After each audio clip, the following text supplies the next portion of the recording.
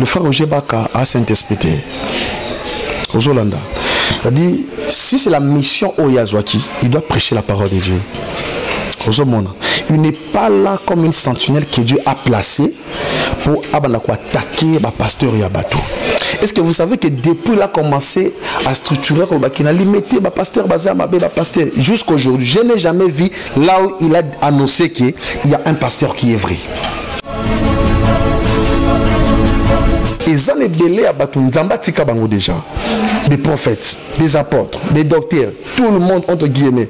Ils ont là-bas Nzambatika Bango. Mais cela n'empêche pas que là où il y a les faux, il y a aussi les vrais.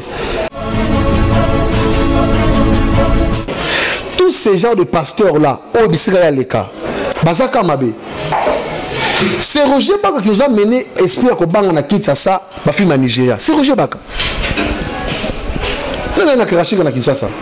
Roger Baka, c'est que Bamakambo Oyazo dénoncé wana, il fait partie de Bamakambo wana.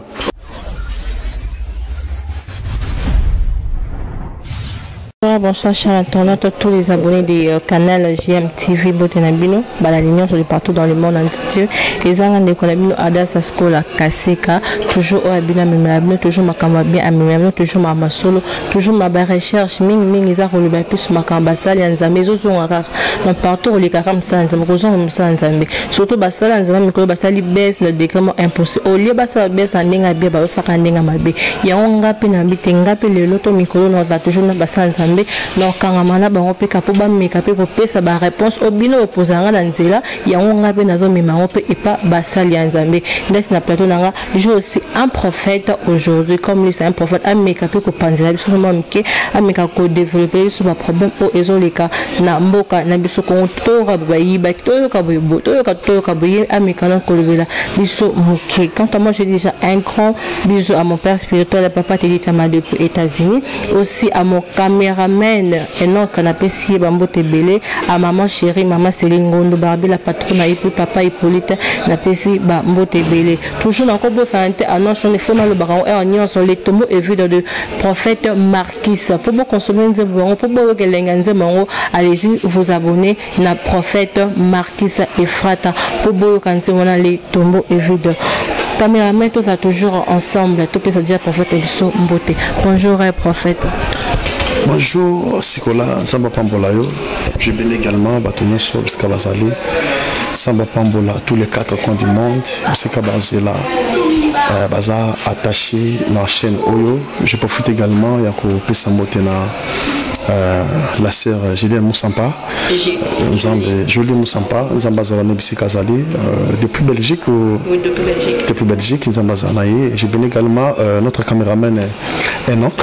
Zambalo Lazanaï, sans oublier, et là c'est mon père spirituel. Je bénis également mon père spirituel, le révérend Pasteur Jefté Fouti. Moi je l'appelle le buisson ardent. Ceux qui le buisson tout ça, à cause il y a alliance, il y a Papa Wana, Zambalo la Pamboule Kazali. Et je bénis également mon frère, moi je l'appelle Acacia, Zambazanaï, le frère Josué. Je le bénis également tous les corps du Christ dans les 4 coins du monde. Malgré l'actualité, malgré le vent, les tempêtes, aux autres grands monde, le corps du Christ, je sais que Jésus-Christ est vivant. Il est Seigneur, il est le même hier, aujourd'hui, éternellement. À l'écran à croix, à Kofi, à Sekoui, pour Nabiso. Si nous sommes là aujourd'hui, rien que pour la vérité. Parce que tout qui vraiment va expliquer la suite dans des cantos du monde, autour des pasteurs, dans la église, il y a des angoisses par-ci par-là. Maintenant,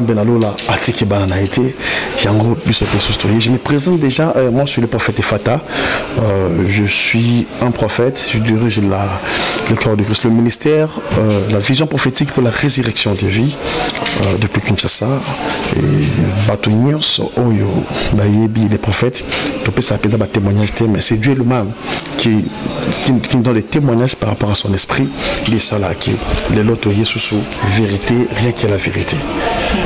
Ok, merci beaucoup le prophète Efata. Prophète, moi je te connais déjà, c'est un grand prophète, c'est un homme trop internet, c'est un homme aussi connu dans mon pays. Libana Mbokape, Aza connu vraiment, Anzimi Koyamba. Invitation, Nanga, vraiment pour notre Nanga émission, vraiment un grand merci, prophète. Prophète, ok, maman, quand on a un problème, maman, elle est Kambo. Ma question est vraiment, ni ils ont les cas dans l'église, dans le corps de Christ, l'église, il y a les lots, problème, ils ont les cas. Et ça fin du monde yango tonini. Et puis chose grave babi bala ko déconfiner ba terrasse, ba restaurant, apparemment pas école, mais ba lobi église ba ko déconfiner yango té. Problème ezo les kan église pour zo ba pisaka na kati église. Donc, mais quand on collabore en tant qu'un prophète, en tant qu'un homme de Dieu. En tout cas, merci beaucoup, ma sœur Adassa. Zambé à Pambolayo par rapport à la question Oyo. Laisse-moi te dire la vérité. Le temps que nous sommes en train de traverser, c'est déjà un moment où Dieu avait déjà prédisé dans sa parole, dans ses prophètes. Il avait dit, quand vous lisez Actes des Apôtres, chapitre 2, non pas Actes des Apôtres, vous lisez 1 Timothée chapitre 4, pardon, le verset, premier au 4 verset, la Bible dit, dans le dernier temps, l'Esprit dit expressément à l'Église, que dans le dernier temps, beaucoup abandonneront l'Esprit de Dieu, ils s'attacheront aux esprits séducteurs, dans les esprits des démons, des fausses doctrines, qui portent le marque de flétrissure sur leur front, et il y a un message Yamabé. On comprend qu'il attend autocommis. Église doit traverser déjà au Bible Zobinga, en Apocalypse, le 4e saut. Dans le premier saut, le deuxième saut, le troisième saut, le 4e saut, ainsi de suite au fond de la pour te dire que Nzambé à la lité. L'Esprit de Dieu ne sommeille jamais. Mais laisse-moi te dire la vérité. La Katia Église, cela veut dire quoi? Que l'Esprit de Dieu, les gens qui ont fait l'alliance avec Dieu, il y a cela où abandonné Nzambé, tiki Nzambé, koti na misala ya nzoto, koti na misala ya molili, zui franc-maçon, zui magie, yena faux enseignements na Katia Église. Raison pour laquelle aujourd'hui on a qui confusion même et côté. Bible Zolobana Actes des Apôtres chapitre 2, le verset 41 au 44 verset. Bible Zolobana sur le lobby, les disciples ils persévéraient dans l'enseignement des apôtres. La fraction du pain, l'amour fraternel et dans les prières. Pour te dire quoi? Ce qui va mouvement au écoute dans cette église, Nzambé a établi ça dans le ministre dans cette église. Mais ce sont le ministre de Dieu qui a abandonné Nzambé par rapport à Bina Bango Moko, par rapport à sentiment na Bango Moko. Balingi kotambo la molimo Nzambé te. Balingi batika Nzambé atambu sa bango te. Raison pour laquelle il y a des ceux qui ne se sont pas encore préparés, mais à se autoproclamer Yemoko prophète, à se autoproclamer Yemoko pasteur apôtre, ce n'est pas le titre par rapport au nom, mais ça là qui batoba zalaba grand. Mais celui qui est assidu dans la parole de Dieu, avant de s'en faire pâturage, au monde qui est différence, c'est par rapport à la parole de Dieu. Mais au monde qui est confusion et continue dans cette église. Batouazo panzana, batouazo salamabe, et comme dans cette église, Bible venez à ma tous, qui êtes fatigué, chargé, et je vous donnerai des réponses. C'est-à-dire, l'église a place au yo, mais tout ce qui a côté, il faut avoir salut, il faut avoir kimia, il faut avoir paix. Il faut nous amener à restaurer. Mais au sein de l'église, batou oyo, bando kondo église, comme le père du réveil, entre guillemets. Au lieu d'enseigner bateau, va vendre dans la pâturage, on va enseigner bateau philosophie. On va enseigner bateau matéa oyo kutu, ils sont censés être nous avons maintenant que mon peuple périt par manque de connaissance. Parce que lorsque la personne est assise de la parole divine, de la parole de Dieu, pour conseiller et nous allons monter, mais nous allons passer. Parce que rien que la vérité, la parole de Dieu, la Bible dit, vous connaîtrez la vérité et la vérité vous affranchira. C'est-à-dire, vérité ou la parole en Zambé. Là où il y a la lumière, la Bible dit, on n'alimente pas la lampe pour le mettre sous la boisseau, mais on alimente la lampe pour le mettre sur la table. Pour face à nyoso, cela veut dire quoi? Na kati wana tango yé, okuta mulimo nzambe azali. Parce qu'on a kati ya église lelo, flamme oyé, ils appellent ma signe au étalissa, kozonga yesu comme pembeni. Nous avons la Bible des obétalis selon Matthieu chapitre 3, le verset 2e. Puis lobby, répondez-vous quand le royaume des cieux est proche. Moi, je suis me poser des questions. Attaque Batou Bazo Somuka, attaque Batou, malade et Namboka, et qu'on péché gloire en Zambéti, attaque Batou Atamboli Mabe, attaquer bato basali nenge nini na ngena ebisa bato ke fait du monde et yate parce que bato balongoli bazemi fait du monde et koyate parce que bato batamboli mabe fait du monde et koyate parce que bato ole basala makambo o bazoma sala ba sala te mais fait du monde et koya parce que bato ba yebi vérité bazolo ba vérité wana te et ça là qui yeme ma bato maintenant na kata perdition. L'église résout déjà problème. Mais laisse-moi te dire la vérité. Une nouvelle génération que Dieu a suscité. Dit Joël chapitre 2 verset 28 à 29. Dans le dernier temps, je répandrai mon esprit sur toute chair. Vos frères, vos fils, vos filles auront des visions. Et les vieux auront des songes. Bon ami, parce que Nzambe est c'est-à-dire les corps et le temple du Saint-Esprit. Ce qui me dit et habiter le sous na kata mutute. Mais au monde que diable peut azui mena place avec côté na vie à mutu, akomi ko tambwisa mutu.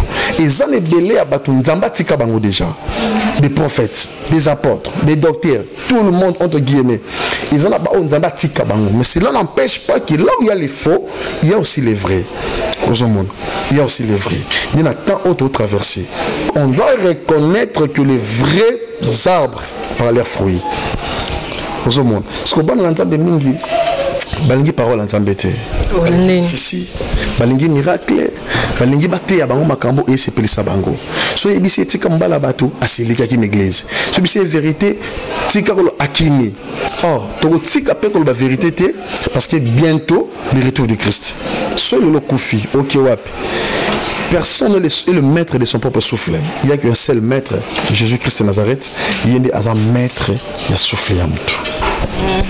Ok, merci, vous avez compris. Là, ce n'est que le début dans Panza. Mais prophète, quand tu as dit que non, nouvelle génération Ezoya, mais presque une nouvelle génération des Sarabas bêtises. Surtout total là je critique pas mais qu'on a le bakamom qui total à Moïse Mbié total Mike Kalambaï total aussi le pasteur tout ça bêtise Mikolo il est aussi jeune le pasteur Jérémie. Est-ce que vous trouvez pas qu'il y a pas de jeune je me dis la nouvelle génération on est ça mon bêtise on a mais jeune baoling au saraming là bas et je comprends pas pourquoi. Merci beaucoup Adassa nous avons Pambola la question oyo.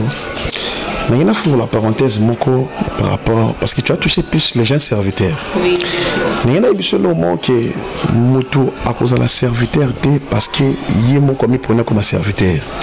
Rosolanda. Et mingi à qui attendait en place.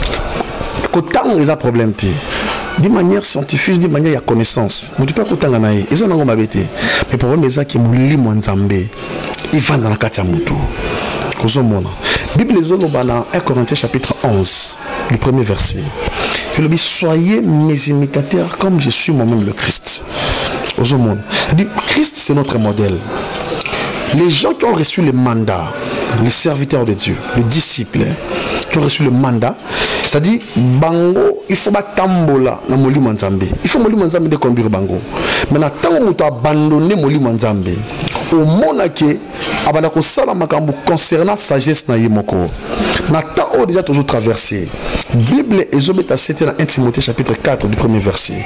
Donc je explique en gros que dans le dernier temps Bible ezolobaki l'esprit dit expressément à l'église. Pour l'année molimo nzambe faut baka l'église parce que je m'excuse.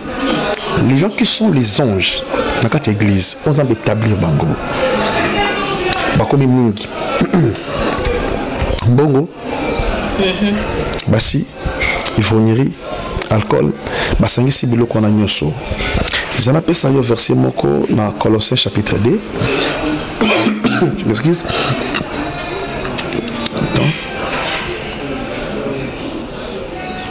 Yoka. Batoma nyoso poni makambo zuela kabango. Yoka. Colossiens chapitre 3. Le verset 5e. Yoka Bible. Belobi. Fin donc mourir les membres qui sont sur la terre. L'impudicité, l'impureté, les passions, les mauvais désirs, la cupidité, qui est une idolâtrie. C'est à cause de ces choses que la colère de Dieu vient sur les fils de la rébellion. Parce que bandeko nyonso oyo ba abandonner molimo nzambe bazu bonzoto batina kati. Et oui, le diable a risé. Laisse-moi te dire la vérité, le diable a risé. Tant qu'on a longué déjà place molimo nzambe zali. a comme exposé mais au monde ce qui diable comme ça kana bango au les ba respecter ba tambolo na modèle ya mission on zamba pesi bango ba détourner la mission en Zambie. Bible zoloba na Matthieu chapitre 28 verset 19. Allez et faites de toutes les nations mes disciples. Allez baptisant au nom du Père et du Fils et du Saint-Esprit. Parce que bandeko au le ba mission Zambie bisi bango te boki ndo sala ba miracle nano. Non.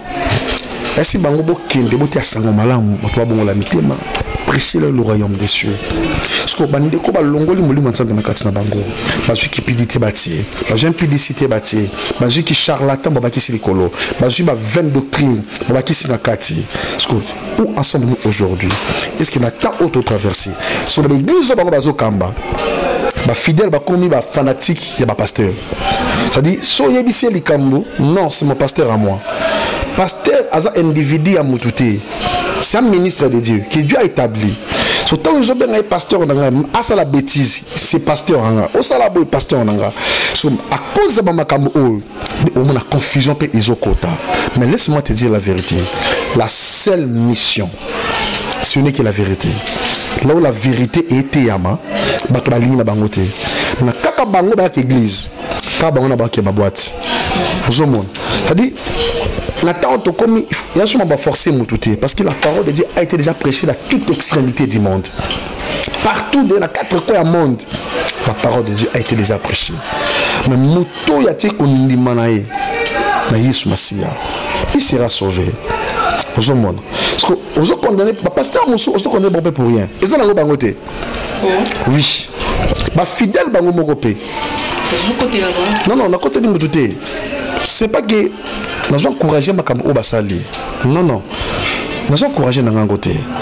Parce que sur le temps de Bible est bien, au moment que même David, au Solana, a encouragé Bangoté. Donc, vous savez que David a combattu un point, il y a Boma, soldat pour Azomo Sinaï. Entre guillemets.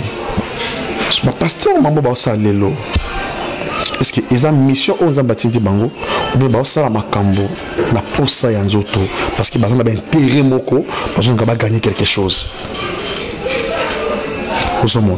Parce que dans le cas dernièrement, il y a un frère, en tout cas, façon à condamner le pasteur. Je me suis posé la question comme si, à un thermomètre, mon Saint-Esprit pécié, il y a un pasteur au bazar vrai ou un pasteur au bazar faux. Pasteur, en fait, attends, on a question, mon pays, il a presque le droit à question, mais la question d'Angaï, vous pouvez me patienter. Côté, on a je vois l'évangile à Roger Baka. L'évangéliste plutôt Roger Baka degré avec au degré matora mutata on a un thermomètre mort aibiga o asimba kisi o salabo est-ce que on a vraiment ça on nzambe mutatinze aloba ou bien ils ont degré azul baba pasteur. Donc je sais même pas, il y a des gens qui ont balingaraye et aussi il y a des gens qui peuvent plus qu'on recruter selon comportement naïe à toi que biso peka ba panisa on biso to panzaka sango il y a on a ina tout Roger Baka c'est que fait en tant que toi aussi un prophète, vous plutôt un prophète aussi. Est-ce que c'est vraiment bien ou bien c'est ce que Dieu lui a envoyé aussi de faire comme mission ici dans mon pays? Pour des cas où pasteur, c'est que je comprends pour lui pasteur Nyonso Bazamabe et surtout Simrami limité après ces rapé. Une fois je aussi assure à son émission lobby na bandal avec parce que Mkunanza me kota tikai. Je ne sais pas ce qu'ils disent ou bien juste par haine ou bien juste par ses sentiments, je ne sais pas. Essaye un peu de nous expliquer. En tout cas, merci ma soeur Adassa. Je salue d'ailleurs le frère Roger Baka Passa. Il y a un mot que le frère Roger Baka a Saint-Esprit aux Hollandais. C'est-à-dire, si c'est la mission au Yazwaki, il doit prêcher la parole de Dieu. Il n'est pas là comme une sentinelle que Dieu a placée pour attaquer le pasteur et le bateau. Est-ce que vous savez que depuis il a commencé à structurer il a limité le pasteur jusqu'à aujourd'hui, je n'ai jamais vu là où il a annoncé qu'il y a un pasteur qui est vrai. Donc, il y a un pasteur à bateau. On n'en disconvient pas. C'est-à-dire, Roger Baka, si c'est l'envoyé de Dieu, si c'est un élu de Dieu, entre guillemets, je ne sais pas l'alliance avec qui Nzamba ya Salanango, mais par rapport à la mission, Otomona. C'est-à-dire, ce n'est pas son champ de bataille où il y a un dénoncer à bateau. Non, non. Vous reconnaîtrez les vrais arbres par leurs fruits. Ce qui a l'exatant. En tout cas, Alan le pasteur Abatou. Dernièrement, il y a le pasteur Atoms. Je vais essayer de dire en passant. En fait, les jours et jugement, tout le monde sera jugé. C'est parce que parce que Roger Baka, le prophète est Fata à Simbakis. Ce que dernièrement, tu as une émission, je vais te dire solo que non. Roger Baka, on a des images. Oh. Oui, je vous dis ce qui est vrai. Bah, image à voter à bateau, to bah image c'est le Komoko. Mais on a lancé un message dans l'évangéliste Roger Baka. Rosolanda. En tout cas, athée la parole en Zambie. Rosomona. Athée la parole en Zambie. Là où lui il a commencé son origine avec Dieu, dans l'église Nyonso à Tambola. Tous ces genres de pasteurs là, au Bisraël les cas. Bazaka Mabe. C'est Roger Baka qui nous a mené esprit à Kobanga na Kinshasa, ma fille na Nigeria. C'est Roger Baka. Quand on a craché dans Kinshasa.